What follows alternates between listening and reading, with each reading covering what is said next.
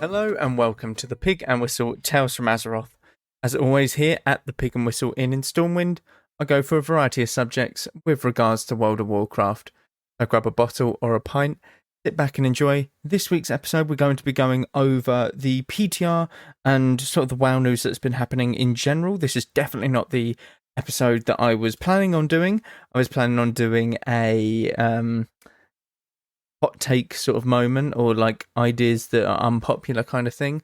But there has been some massive news that has been released literally yesterday, as I was sort of looking to do my the episode here.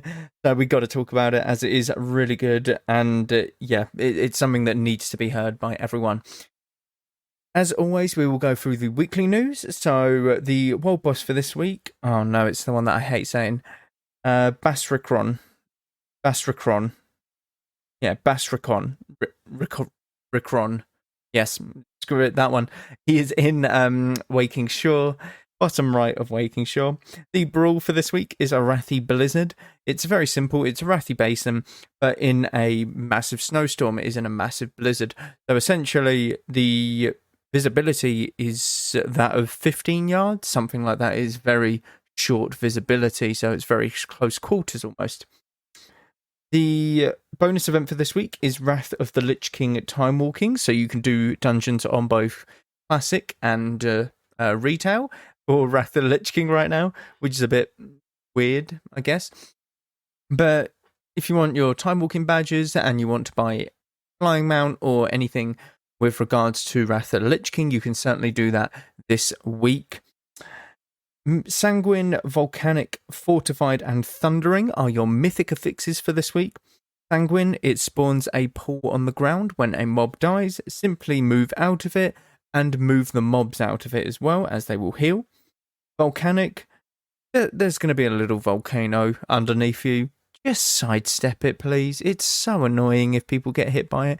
It stops your damage. It means that you've got to be healed up a little bit. And I believe it can lock you if you're casting. I can't remember. I've not been hit by one for since the introduction of Mythic Plus. Fortified, the non-boss enemies in the dungeon are a bit tankier, as well as any adds that they spawn. And Thundering, you have everyone in your group gets a debuff, positive or negative. You have this for 20 seconds and you have a damage increase. So you make use of it for 15 seconds and then you cleanse it after these 15 seconds, as if you don't cleanse it, it will stun you if the debuff just drops off naturally. To cleanse it, you simply run into someone with the opposite charge. Very simple and very fun, but make sure you make use of that damage boost. Psychic Horror is the ability that we're going to be going over. It's been in the game since Wrath of the Lich King. It is a Shadow Priest ability. So it was introduced in Wrath of the Lich King back in 2008. It had a few changes in Wrath of the Lich King, 5 or 4 to be exact. First one came several months after its introduction. It has been redesigned and is now a 1-point talent. You terrify the target, causing them to tremble in horror for 3 seconds and drop all weapons. So this is a disarm effect, including bows, so including hunter bows. And this is on for 10 seconds, the disarm was. This is absolutely crazy, by the way. It's a 1-minute cooldown, instant cast. The horror effect can be dispelled, but the disarm cannot be. The previous was actually 2 points. It causes your psychic scream to inflict psychic horror on the target. When the fear ends, psychic horror reduces all damage done by the target by 15 to 30% for 6 seconds, which is kind of cool. That's kind of a cool little buff to Psychic Scream, and obviously just really good. But Psychic Horror, as we know it, has stayed the same ever since, essentially, minus the disarm part. The disarm effect from Psychic Horror should no longer be able to be dodged. That's weird how you can dodge it. Psychic Horror will now properly disarm targets at all ranges. And final change in Wrath of the Lich King, this spell no longer has an invisible missile, so there is no travel time before the spell takes effect. That's kind of weird that it had a little visible missile. bit weird there, not gonna lie. It had one change in Cataclysm. Psychic Horror no longer has the following facing requirement, or forward-facing requirement, making it consistent with other non-projectile-based crowd control spells. So this just meant that you didn't have to face the target in order to utilize Psychic Horror. It had a couple changes in Mists of Pandaria, redesigned to consume shadow orbs. Now a baseline ability available at level 74. Horrified duration reduced to 1 second, plus 1 second per orb consumed, down from 3 seconds flat. Cooldown reduced to 45 seconds, down from 2 minutes, and the mana cost has been removed. What shadow orbs was it was generated by Mind Blast and Shadow of Death, and used to cast Devouring Plague or Psychic Horror. It's something that they tried in Mists of Pandaria. I don't think it really worked out after Mists of Pandaria. The last change that I got in Mists of Pandaria, the disarm effect duration reduced to 8 seconds, down from 10 seconds. So this was still an 8-second cooldown in Mists of Pandaria. 2 expansions later, that is crazy. That's a crazy disarm, and the disarm couldn't be dispelled. Jesus Christ. Think of the disarms that you have now. Warriors, rogues, they're all 6-second disarms. Druids have a 5-second disarm, 5 or 6. But that is dispellable with Fairy Fire. So, 8 seconds is kind of crazy. Warlords of Draenor, it had a single change. Psychic Horror no longer disarms the target. Makes sense. And may only consume up to 3 shadow orbs. Additionally, it now shares diminishing returns with all other mesmerize effects. That's very weird. What's a mesmerize effect? I know that you have disorientates, stuns, anything like that, but a mesmerize effect? I don't know. What does it usually share? It just shares the stun duration, I'm sure. Yeah, in its current day and age, it's just a shared stun duration. In Legion, it was actually removed from the game. So in Legion, it was just taken out straight up. In Battle for Azeroth, though, it was reintroduced as a Shadow Priest talent. Psychic Horror now stuns its target, formerly a horror effect. There we go. So this is when it got changed to a stun. And this is all that we know on Psychic Horror. I don't think anything's changed since BFA. It's been a staple point of Shadow Priests for a while. That and the Silence. Silence and Psychic Horror kind of go hand in hand for Shadow Priests. It's very good CC. And then you can fear off the stun, anything like that. It is all very good. And yeah, it's just kind of cool that it had this disarm effect, and it was all like, it wasn't even a spell to begin with. It was just something better for Psychic Scream, which is really cool. And then it got changed like several months later in the first patch of Wrath of the Lich King. And that's kind of what is really cool about it, because this ability was brought into the game not at the start of an expansion, but in the first patch of an expansion. And that's what I like about what Blizzard did back in the day. It was very much, oh yeah, we'll just throw these spells in. It might work, might not. We can change it all later. Who cares? Kind of like the Shadow Orbs, that sort of idea left. Like, it's no longer a thing. And that's kind of what they're doing in like Dragonflight as well. They're experimenting with stuff. They're adding shit. They're throwing in a lot of stuff.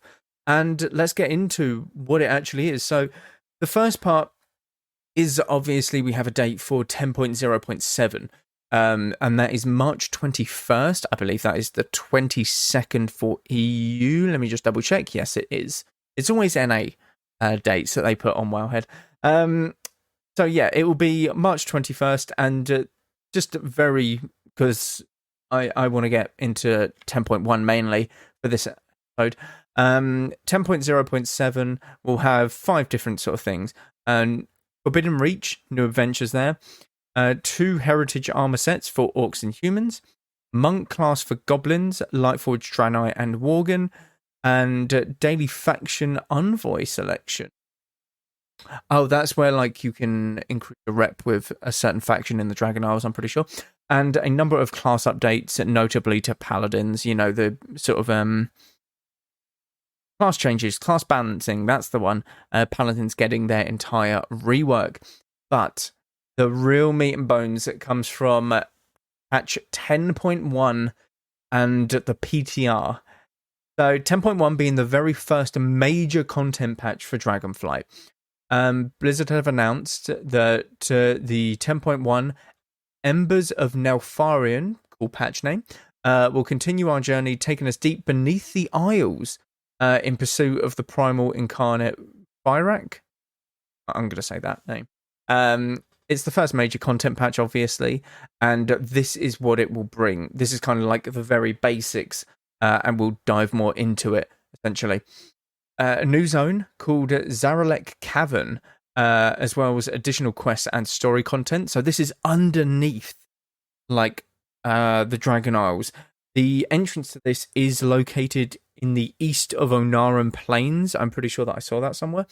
And essentially you just go through a tunnel. It's a tunnel that leads into the underground version of of the Dragon Isles, which is so cool. It'll be so cool. If you look at all of the concept art on Wowhead, it is by far some of the coolest stuff that you've ever seen. There's like bloody mole people. How cool is that? Literally just mole people in these like mushroom houses. Like they're going to be the faction potentially. I know that there's like furbolgs in 10.0.7, but I'm guessing these will be like the main NPCs down there. These like mole rat things. New raid, Aberrus, the Shadowed Crucible, and Season 2 tier sets as well. The concept art for the Crucible looks very, very cool. The tier sets also look very slick. I'm very curious to see what the actual tier set bonuses will be in Season 2. New Mythic Dungeon Plus dungeon rotation, including the 4 other Dragonflight dungeons. I think they've yet to announce the other 4 dungeons. I really hope it's more Mists of Pandaria or like Warlords of Draenor. I hope that it's Wrath of the Lich King. I really hope it's Wrath of the Lich King. I hope that mainly due to the fact that it means that Wrath of the Lich King Classic can implement it into their game as well. Kind of use it as a testing zone to see, does like Heroic Plus in Wrath of the Lich King or Mythic Plus actually work with Wrath of the Lich King dungeons? And I would love to see that. I would love to see one from each expansion. Like going down the line, because I know that there was one from Legion and stuff. So I'm hoping that there's one from Cataclysm, one from Wrath of the Lich King, one from TBC, and one from Classic. I would love to see Stratholme as a Mythic Plus. Stratholme or Scholarments, I would love to see them because they are such fun dungeons and people need to experience these dungeons like at max level in any sort of expansion. It is so much fun, these dungeons, and I would love to see a Mythic Plus version of it. That's what would make me play Mythic Plus, and I'm very wary of doing Mythic Plus. I just don't enjoy it. Not because it's not good, but because I'm just not a fan of PvE. Yes. Yeah, it's one of them things. Outdoor content, including a new Renown faction, dragon riding updates, and Fyrakk assaults. This is going to be like the Primalist assaults in not Phase 1, 10.0. System updates, including class changes, cross-faction guilds, UI improvements, and much more. Cross-faction guilds, yes, very good. People were so dying to have this in the game at the release of Dragonflight, so it's very good that they got that in early. A shit ton of class changes, and I cannot go through all of them like right now.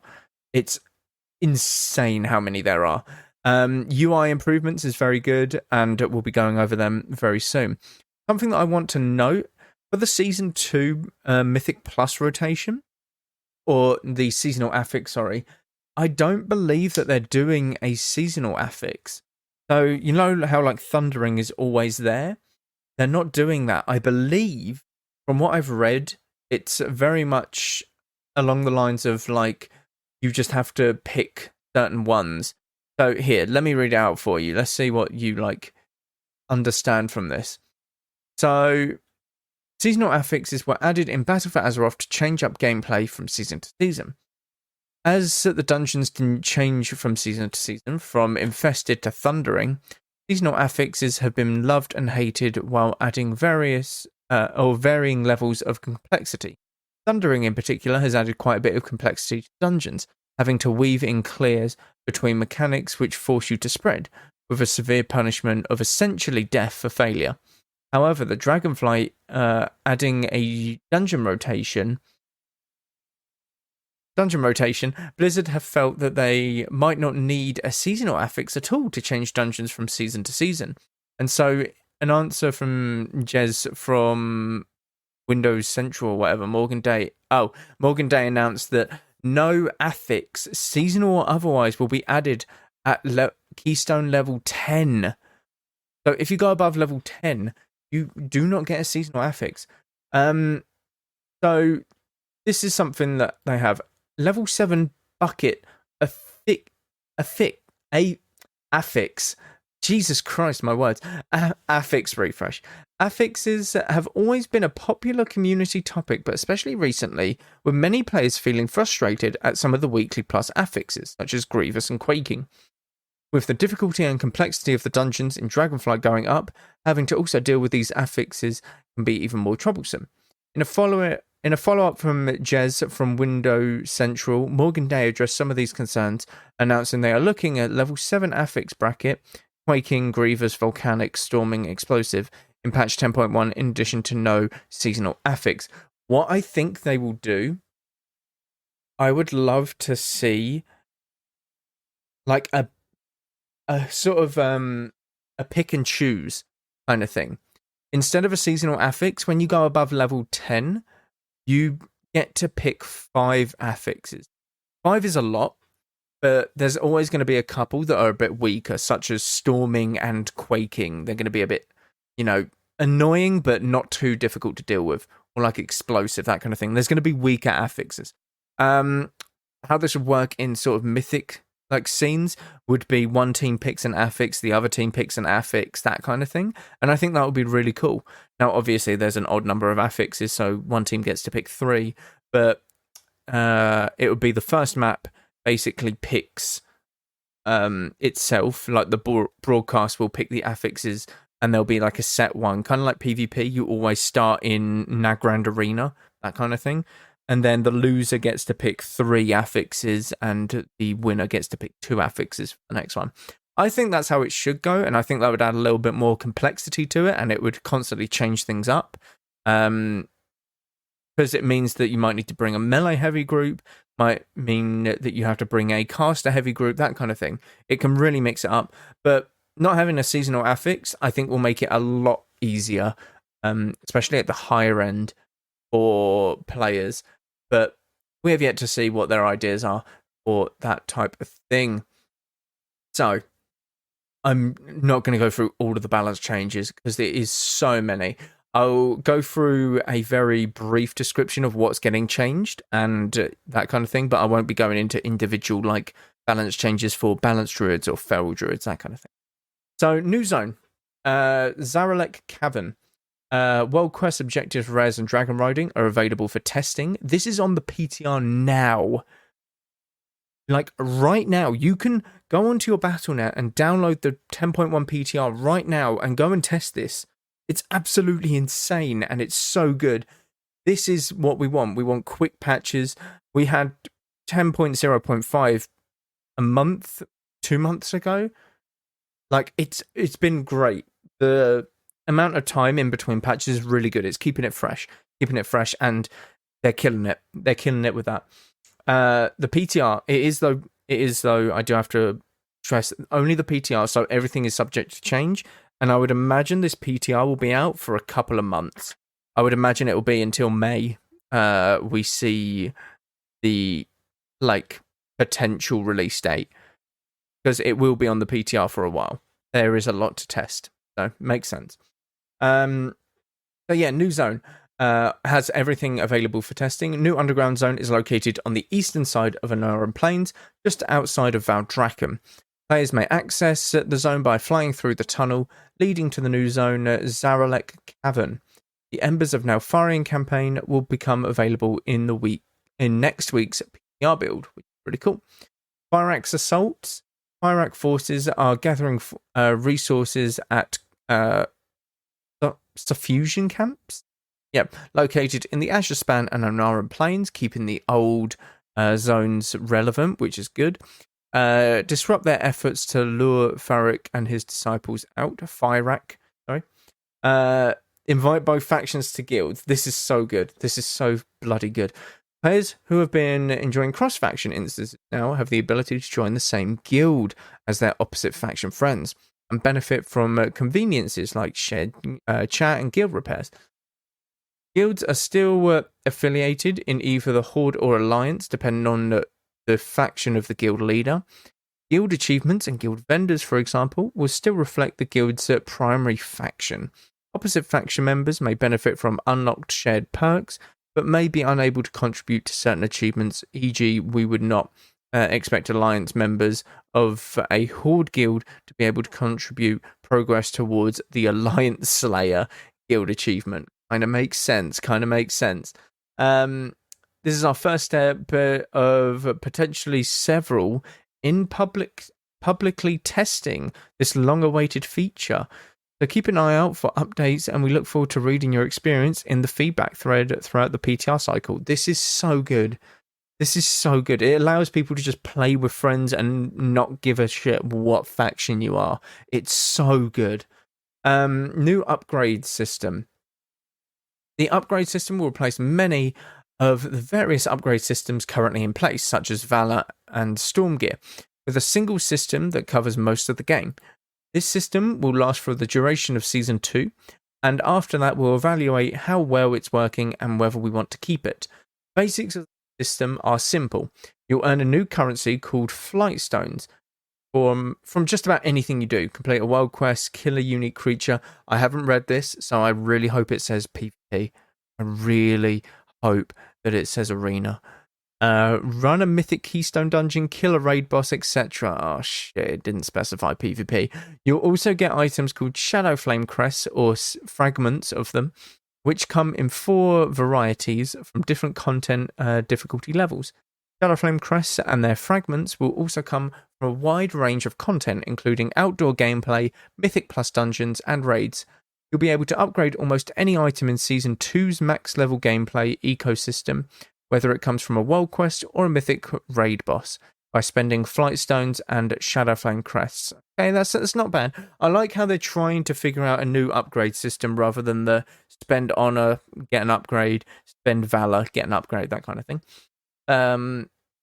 As long as it's not as long as it's not Shadowlands levels of, it will take me about 10 weeks, a paid mortgage to grind this bloody, to upgrade this item to level 9 out of 9 instead of 8 out of 9 to get 3 more item levels. As long as it's not that, please don't let it be. There are 3 categories of gear that are not part of this system. The first gear is crafted gear. Okay, makes sense because, yeah, the crafted gear has its own upgrade thing.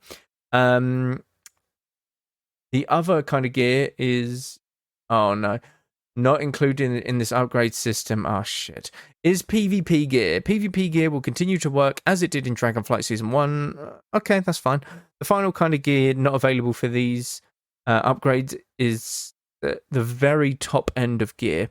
Anything that an item level comparable to Mythic Raid isn't going to be upgradable. Kind of makes sense, because if you can upgrade something better than Mythic Plus or Mythic Raid gear, then yeah, it's kind of crazy. If you want the very best gear and get into the Hall of Fame for your new raid, you'll still need to earn gear from drops the same as you do now. Makes sense.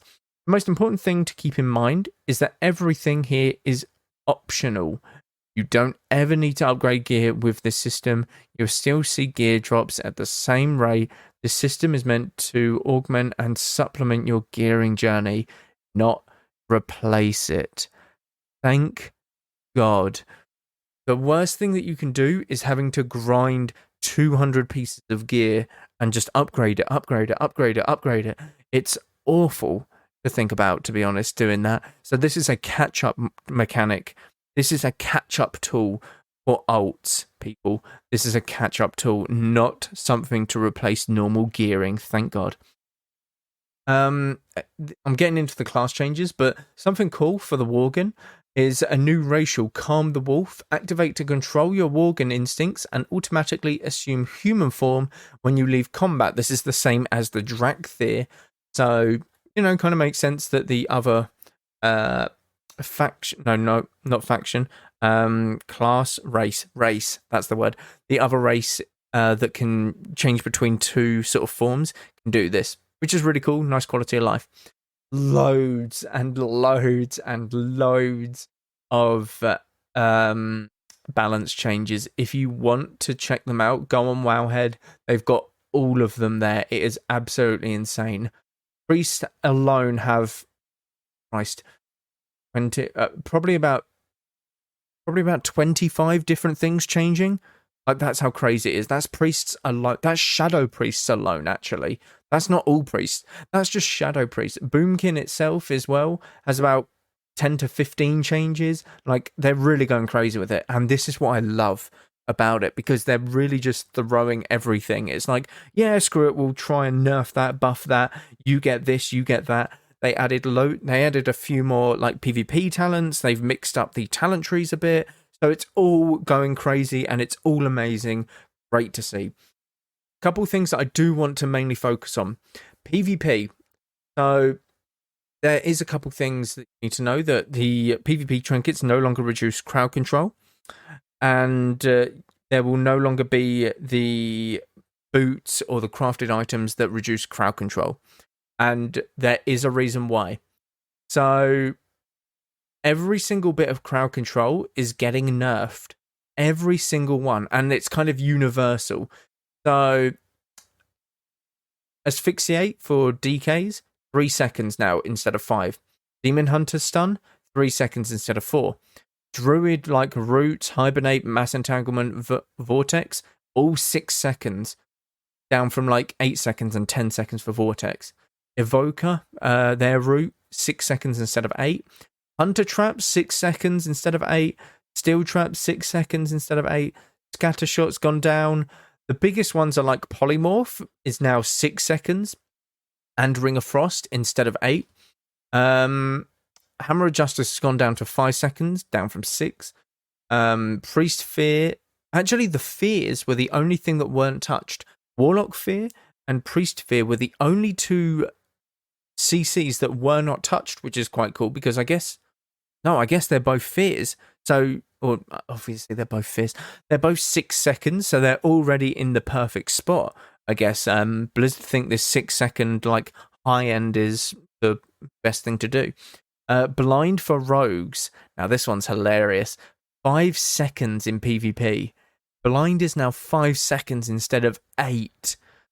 That is a major nerf to blind and rogues in general. Any setup comp, this really does affect. Rogue Mage being the main one. Sap is also 6 seconds. Kidney Shot is only ever 5 seconds max, and it's based off of your combo points. So 2 points is 2 seconds, 3 points is 3 seconds, 4 points. Yeah, you get the gist. It cannot exceed 5 seconds, by the way. It cannot exceed 5 seconds. I don't think with Dita Strat. You might be able to. They don't actually specify it, but I would imagine that they don't allow that, because a lot of rogues would be going into Dita Stratagem then, in order to get like 7-8 second kidney shots, and I don't think that's what they're intending. But yeah, absolutely everything got like nerfed in terms of crowd control. As well as moving around PvP talent. So Aurora Sacrifice for Hunters is now a baseline, or it's in the like Hunter talent tree. It's not a PvP talent. Everything got a little bit like moved around and stuff, which is really good. Professions, they're looking at like other things. So a new optional reagent are available for upgrading items, which is quite cool. Obviously, they'll be doing this throughout every single expansion.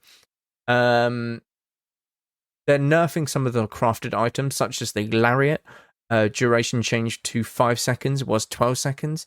So it all is getting looked at. It all is getting like getting some love in this patch. Essentially, they're adding a lot more like profession or stuff to be learned for professions. Oh my god, I can't speak.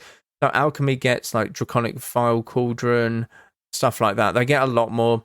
Blacksmithing gets like several more items. Cooking gets a few. Enchanting gets a lot, to be honest. That gets several. Inscription gets several as well. More of the customization options. You know, they're actually going for it, which is really, really cool. There's even like user and accessibility. So talent loadouts can now be linked through chat and update special resources and animations for the following class: Arcane Mage, Death Knight, Feral Druid, Windwalker Monk, Paladin, Rogue, Warlock. They have updated animations, and these animations are really cool. They're like you're gonna see just how cool they will be, because everything they add in terms of animation is really like special. You feel like when you use Starfire in Wrath Classic, like you hear the noise and you think, oh, that must have been a chunky hit. Or when you hear a Star Surge hit and it's like, it's like, oh yeah, that's kind of cool. You know, you want to see these unique animations and have your character looking cool while they're doing their damage. Edit mode, a few things to wrap it up here. Edit mode, you now can move the cast bar, and it's optional to show the cast time. Minimap size can now be adjusted. The looking for group eye, has been added to the micro menu frame and can be adjusted. Raid frames will now show more buffs depending on the size of the frame. Up to a maximum of 7, was capped at 3. Frames should no longer drag other elements that weren't manually snapped to them, which is pretty good. The experience and reputation bar have been renamed to a more generic status bar 1 and 2. This can be this will be still labelled as experience bar for leveling characters. Added a / command to access edit mode, which is just simply /edit mode. These are all quality of life, obviously. And there's a few options that have been changed as well. Added an option to disable chat. Added a keybind option to stop ongoing text-to-speech. The interface raid frame section now shows a preview of your raid frames displayed, which is really good. And the hover state has been added to all options, so you can easily tell which line you're looking at, which is really good. All of these are very good quality of life. My first initial thoughts are just yes. It's screaming yes to me, this patch, because of the amount of balance changes, because of the amount that they're adding, the amount that they're willing to just throw into one patch and sort of look at it later and assess it later.